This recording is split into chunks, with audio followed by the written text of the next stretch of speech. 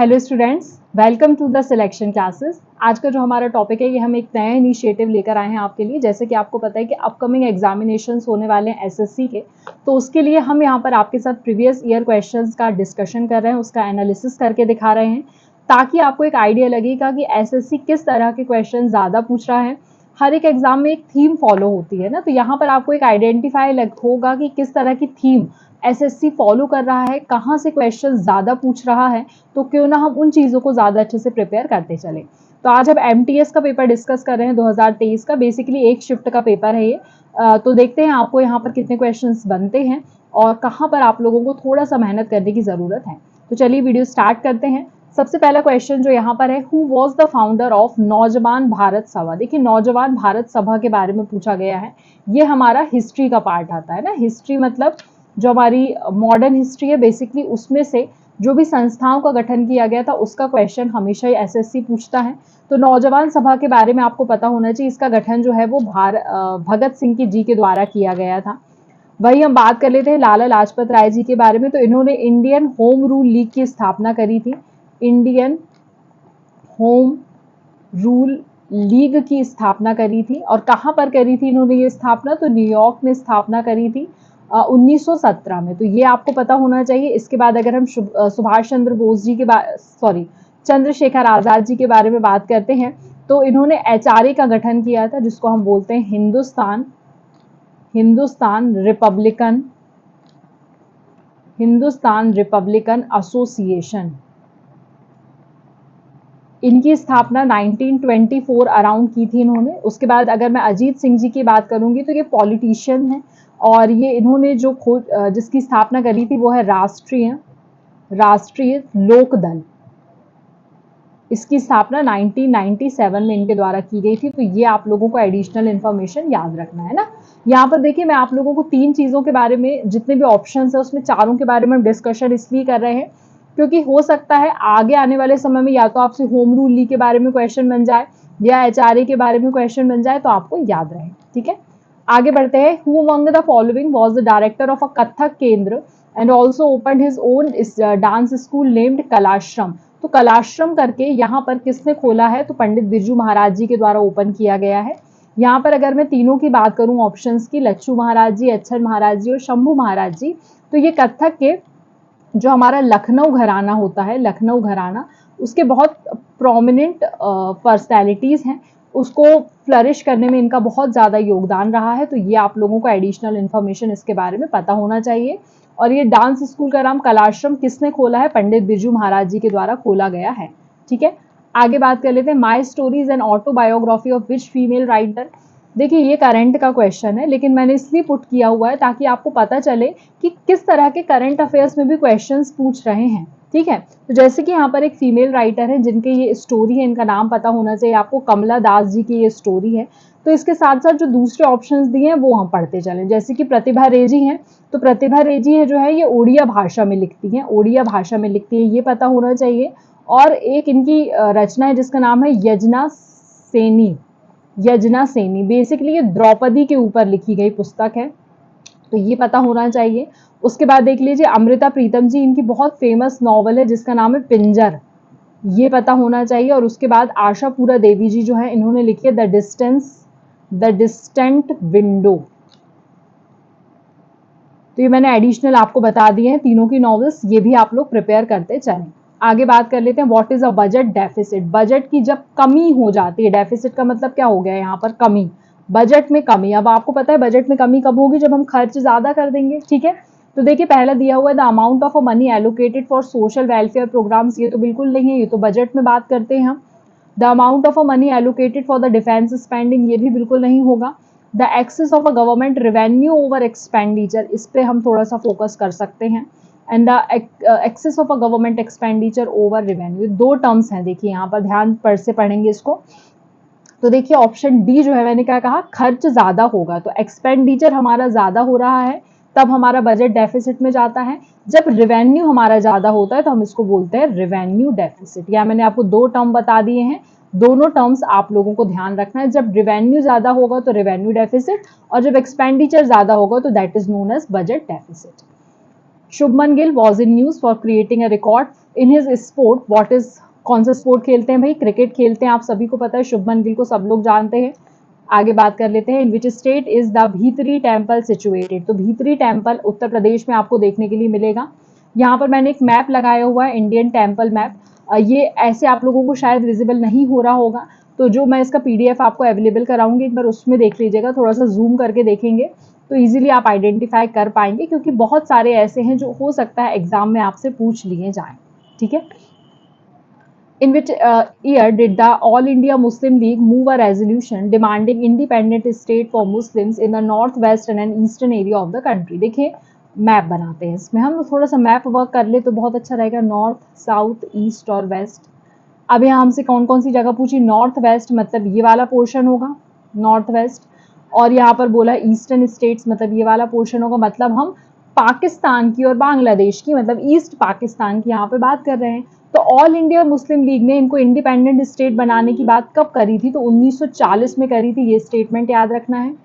अब 1939 में मैडम क्या हुआ था? तो कांग्रेस का त्रिपुरी अधिवेशन हुआ था। त्रिपुरी अधिवेशन, त्रिपुरी सेशन जो होता है वो हुआ था। आपको पता होगा यहाँ पर पट्टाभी सीतारामैया जी जो थे, उनको यहाँ पर वो बना दिया गया था चेयरमैन। बट जो सुभाष चंद्र बोस जी थे उनको ज्यादा सीटें मिली हुई थी, तो यहाँ पर थोड़ा सा बाइफर्केशन हुआ था, वो पता होगा। फिर अगर 42 की बात करेंगे तो यहाँ पर क्विट इंडिया मूवमेंट हुआ था, भारत छोड़ो आंदोलन, क्विट इंडिया मूवमेंट हुआ था। तो ये चीजें हैं, हो सकता है नेक्स्ट वाले पेपर में आपको ये दोनों ईयर से रिलेटेड कुछ पूछ लें, तो आप इनको प्रिपेयर करते चलें। If 7 Newton force is applied to the brick and it moves through 5 meter, then what will be the work done? Simple है, वर्क डन जो होता है वो हमारा, जो हम फोर्स अप्लाई करते हैं, मल्टीप्लाई बाय डिस्प्लेसमेंट होता है, डिस्प्लेसमेंट होता है। ठीक है। अब अगर मैंने फोर्स अप्लाई किया है यहाँ पर 7 न्यूटन का, और अगर मैं डिस्प्लेसमेंट कर रही हूँ 5 मीटर का, 7 5 39 न्यूटन मीटर, और न्यूटन मीटर की जो जिसको हम दर्शाते हैं वो हम दर्शाते हैं जूल से, तो दैट इज 35 जूल। मैंने बहुत इजी वे में आपको सॉल्व करके बताया है। हो सकता है नेक्स्ट वाले में आपको वर्क डन दे दिया जाए, फोर्स पूछ लिया जाए तो आप निकाल सकते हैं, या वर्क डन और फोर्स दिया है तो डिस्प्लेसमेंट पूछेंगे तो आपको बन जाएगा। फॉर्मूला याद रखना है, इसके बेसिस पे ही क्वेश्चन सॉल्व होते हैं, बहुत ईजी है ये, है ना। आगे बढ़ते हैं। Dash is celebrated in Jharkhand immediately after Diwali on the new moon day in the honour of cattle. Cattles के लिए यहाँ पर जो सेलिब्रेट किया जाता है उसके बारे में बात करी है, तो सोहराई करके है जो ये कैटल्स के लिए यहाँ पर सेलिब्रेट किया जाता है, इसे आप लोगों को ध्यान रखना है।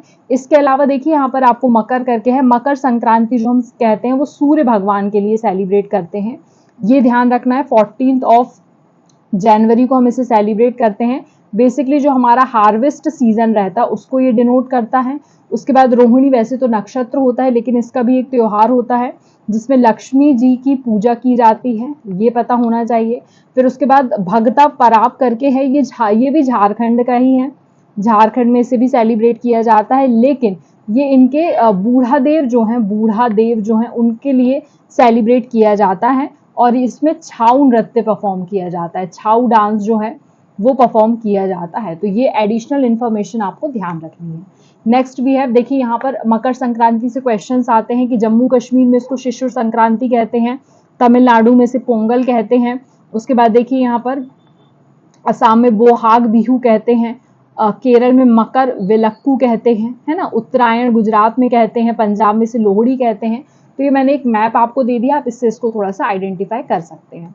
Then which age group of the population are covered under the Deen Dayal Upadhyaya Grameen Kaushal Yojana scheme of the government of India. यहाँ पर मेरा उद्देश्य ये बताने का नहीं है कि स्कीम पूछी जा रही है, यहाँ पर मैं ये बता रही हूँ कि स्कीम जो है वो किस तरह की पूछी जा रही है। बेसिकली जो सेंट्रली सेंटर्ड स्कीमें होती हैं, सेंट्रली सेंटर्ड या सेंट्रली स्पॉन्सर्ड स्कीम्स होती हैं, वो सबसे ज़्यादा पूछी जाती हैं, वो अच्छे से प्रिपेयर करिएगा। तो ये 15 से 35 साल के लोगों के लिए ये स्कीम लाई गई थी, ये आप लोगों को ध्यान रखना है।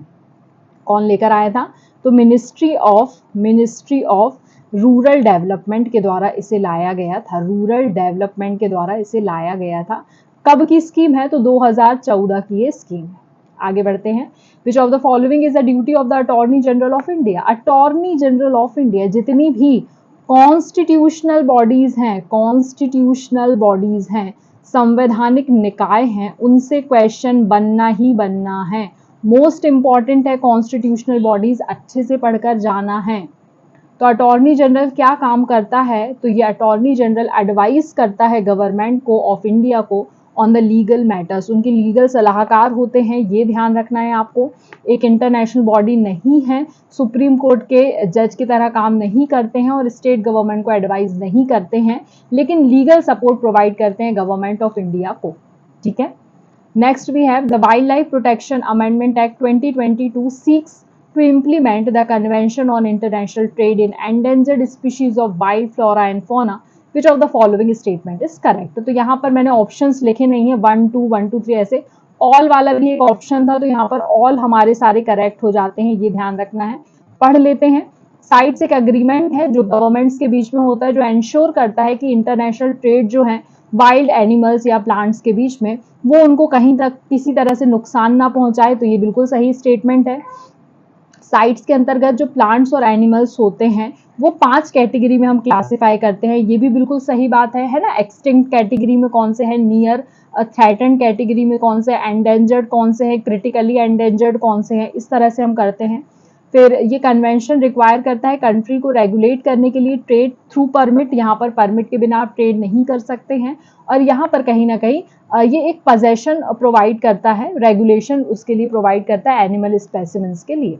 तो all of the above are correct statements. ठीक है, देखिए जो क्वेश्चंस बहुत बड़े होते हैं, यहाँ पर मैं आपको एक चीज और बता देती हूँ, जो क्वेश्चंस बहुत बड़े होते हैं हम उसको देखकर घबरा जाते हैं कि अरे इतना बड़ा क्वेश्चन है, लेकिन वो क्वेश्चन सबसे ज्यादा इजी होता है। तो उसको आप आइडेंटिफाई करिए और उसके हिसाब से उसे सॉल्व करिए। कोई जरूरी नहीं है कि बड़ा क्वेश्चन है तो बहुत टफ हो, वो बहुत ईजी क्वेश्चन होता है और उसमें ही आप मार्क गेन कर सकते हैं। आगे बढ़ते हैं। What is the revenue expenditure. देखिए पहले हमने रेवेन्यू डेफिसिट के बारे में बात कर ली, अब यहाँ से हमसे रेवेन्यू एक्सपेंडिचर के बारे में पूछ रहा है। तो देखिए यहाँ पर एक टर्म मैं आपको और बता देती हूँ, जब भी रेवेन्यू शब्द आता है तो आपको ध्यान रखना है, दो चीजें होती हैं, एक होता है असेट और एक होते हैं हमारी लायबिलिटी। तो जब रेवेन्यू जनरेट होता है तो ना ही कोई असेट क्रिएट होगा और ना ही कोई लायबिलिटी क्रिएट होगी। जब ये कंडीशन आ जाती है तो वो रेवेन्यू में आता है।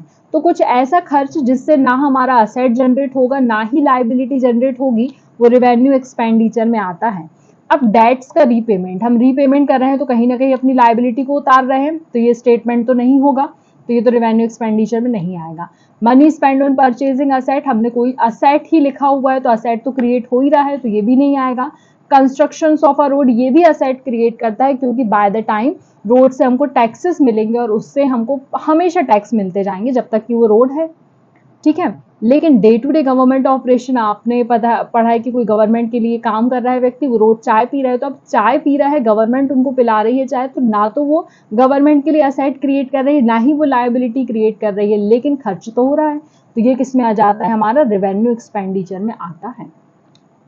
आगे बढ़ते हैं। Which of the following location experiences the lowest rainfall during the monsoon season। तो लेह को सबसे कम यहाँ पर रेनफॉल मिलता है। मॉनसून, अगेन भारत का मॉनसून एक बहुत इंपॉर्टेंट टॉपिक है, जितने भी आपके स्टेट पे ऐसे एग्जाम्स होते हैं उनके लिए और एसएससी के लिए। यहाँ पर मैंने देखिए आपको मैप बता दिया है, यहाँ से मॉनसून स्टार्ट होता है अरेबियन सी से, यहाँ पर एक धारा बनी हुई नहीं है, यहाँ से आपकी बंगाल की खाड़ी से भी धारा आती है और इसको अपने साथ बहाकर यहाँ ले जाती है। तो मॉनसून का देखिए इस तरह से है, हमारा साउथ वेस्ट मॉनसून कहलाता है। ठीक है, तो ये ऊपर का पोर्शन यहाँ पे लेह आता है, तो लेह देखिए वहां पर तो मॉनसून पहुंच ही नहीं रहा है, तो यहाँ पर सबसे कम रेनफॉल आपको देखने के लिए मिलती है।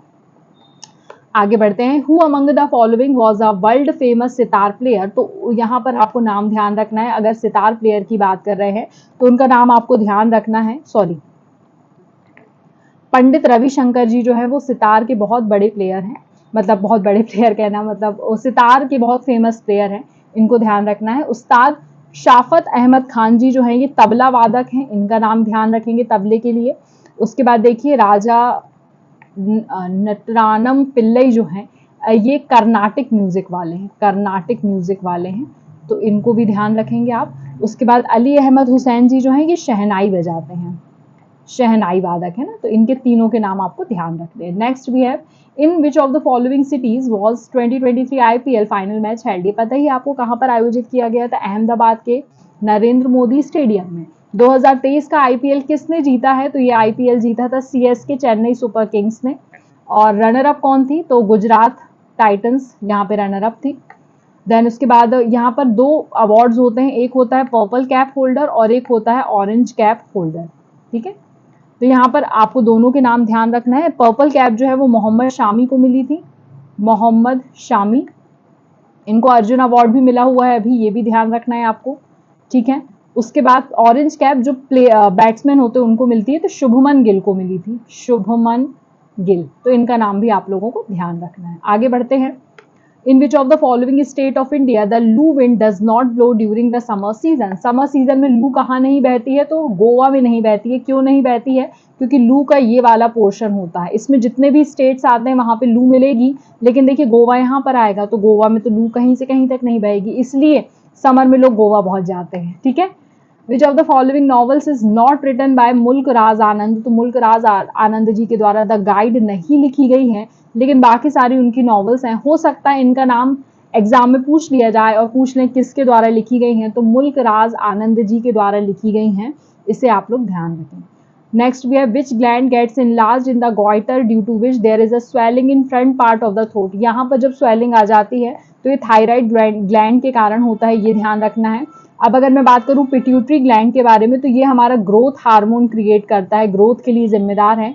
पाइनियल ग्लैंड के बारे में अगर मैं बात करूंगी तो ये हमारे स्लीप साइकिल के लिए उत्तरदायी होता है। और अगर मैं एडर्नल ग्लैंड के बारे में बात करूंगी तो ये हमारे ब्लड प्रेशर के लिए उत्तरदायी होता है।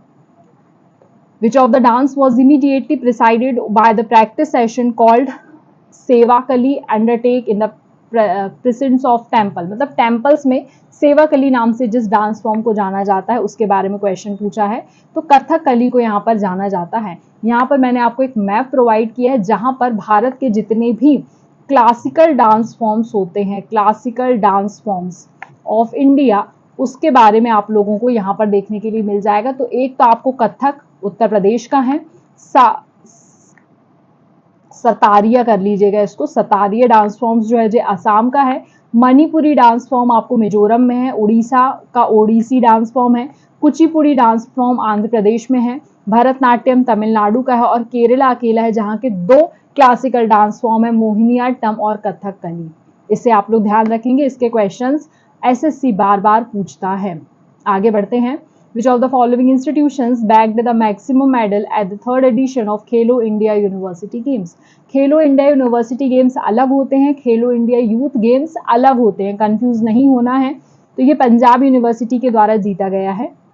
यहाँ पे मैं आपको छोटा सा बता दूं, 2020 से ये स्टार्ट हुए थे, 2020 में ये भुवनेश्वर में आयोजित किए गए थे और भुवनेश्वर में जब आयोजित किए थे तो पंजाब यूनिवर्सिटी इसको जीती थी, यूनिवर्सिटी कर लीजिएगा। ठीक है, 2021 में जब ये होता है तो ये बेंगलुरु में आयोजित किया जाता है, स्टार्ट 2020 से ही हुआ है। ठीक है, बेंगलुरु में किया जाता है, तब एक जैन यूनिवर्सिटी है उसके द्वारा जीता जाता है। 2022 की अगर मैं बात करूंगी तो यूपी में ये आयोजित किया जाता है और अगेन पंजाब यूनिवर्सिटी इसे जीतता है। यही आपसे क्वेश्चन पूछा है 2022 वाला। 2023 का मैं आपको बता देती हूँ, नॉर्थ ईस्टर्न स्टेट्स में आयोजित किया गया है ये और इसे जीता है चंडीगढ़ यूनिवर्सिटी ने। तो ये एडिशनल इंफॉर्मेशन आपको ध्यान रखनी है। आगे बढ़ते हैं। The Holi mountain Kailash is located in which neighbouring country of India? तो कैलाश आपको चाइना के पास देखने के लिए मिलता है। बेसिकली अगर मैं बात करूंगी तो ये देखिए कैलाश है, ये बेसिकली तिब्बत के एरिया में आता था जो कि अब ऑक्यूपाई कर लिया गया है चाइना के द्वारा, तो अब ये वहां पर आता है। आगे बढ़ते हैं। द होली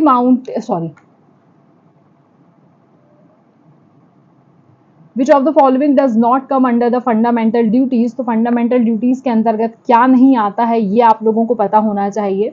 सो पे टैक्सेस जो है वो इसके अंतर्गत नहीं आते हैं, क्योंकि हम टैक्सेस जो पे करते हैं वो हम पे करते हैं एक आर्टिकल के तहत। आर्टिकल जो है वो 265 से लेकर के 289 तक है, बाकी सारे हमारे फंडामेंटल ड्यूटीज हैं। आगे बढ़ते हैं। The cultural heritage of Siddis from dash dated back to almost 300 years and their Siddi Dhamal dance is exquisite art form. तो सिद्धि धमाल डांस कहाँ होता है ये भी पता होगा तो भी आप इसको बता सकते हैं। तो ये गुजरात में किया गया है।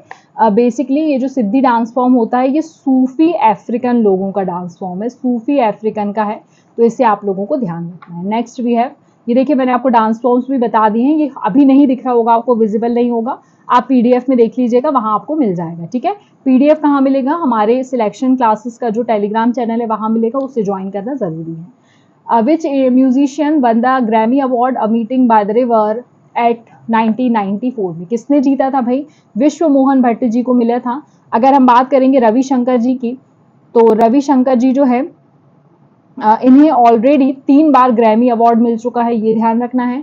हरिप्रसाद चौरसिया जी जो हैं इन्हें भी ये अवार्ड मिल चुका है, ये बेसिकली वीणा प्लेयर हैं, वीणा के प्लेयर हैं, इनको भी ये अवार्ड मिल चुका है। ठीक है, उसके बाद जो जाकिर हुसैन जी, सॉरी वीणा प्लेयर रविशंकर जी हैं, इनका नाम आप लोगों को ध्यान रखना है, सॉरी वीणा प्लेयर हैं। हरिप्रसाद चौरसिया जी को अभी तक ग्रैमी अवार्ड नहीं मिला है, और जाकिर हुसैन जी को 2024 का ग्रैमी अवार्ड मिला हुआ है, तो इनका नाम भी ध्यान रखना है। रविशंकर जी को 3 बार मिल चुका है, इनका नाम ध्यान रखना है, और विश्व मोहन भट्ट जी को 1994 में मिला था। ठीक है, तो ये देखिए हमने यहाँ पर सेशन कंप्लीट कर लिया। आई होप आपको सेशन अच्छा लगा होगा। सेशन अगर पसंद आएगा तो ही इसे हम आगे कंटिन्यू करेंगे, तो इसे मेक श्योर करिए कि आप लाइक करना ना भूलिए, अपने दोस्तों के साथ शेयर कर दीजिए और चैनल को सब्सक्राइब कर दीजिए। धन्यवाद।